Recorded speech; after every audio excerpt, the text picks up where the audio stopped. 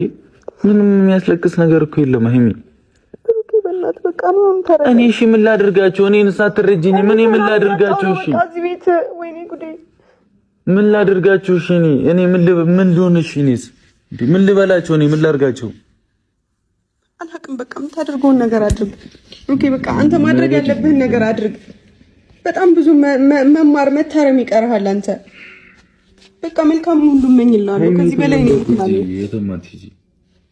በሰላም እስከ በር አስወጣኝ።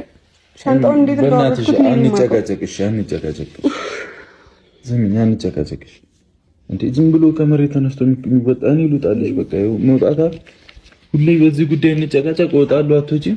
እኔ እዚህ ቤት ውስጥ አንድ መጥፎ ነገር የሚያስታውሰኝ ነገር አልፈልግም። በየጊዜው እዚህ አንተ ወጥተህ እኔ እሺ እዚህ ቤት እነሱን የመቋቋም አቅም አለኝ የለኝም?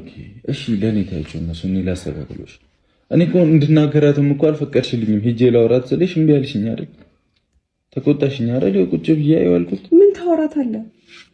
እኔ ለማውራት ልናገራት በቃ ምን ትናገራታለህ? እንኳን ደስ አላት ነው ተበጠበጥኩኝ። ይሄው ሰላሜን አጣሁ እኮ። ለምን እንድንሆናለን? እሺ እኮ ግልጽ አይደል? ለምን እንሆናለን እንደዚህ? ለምን እንጣላለን? እንጂ ለምን ማለት ሲበሉ ተጣለው እኮ ካልተጣላኝ ነው ያልኩት። አንተ እኮ ነው እስካሁን ድረስ እንደዚህ አይነት ነገር ውስጥ የምታስገባኝ አይደለ? ያ ሁሉ ችግር እንኳን ተፈጥሮ እስካሁን ድረስ አብሬህ ነኝ። በቃ እኔንም ተረዳኝ። ያለብኝ ነው እኔ ከቻልከው ያ ሁሉ ከቻልከው ፍቀድልኝ። በቃ እኔ በቃኝ። ከዚህ በላይ መቋቋም አልችልም። ብሩኬ እንዴ ለምን አትረዳኝም? እኔንስ እንዴ በኔ ቦታ ሆነ አስብ እንጂ። እኔም እኮ ያለ መከበር ስሜት እየተሰማኝ ነው።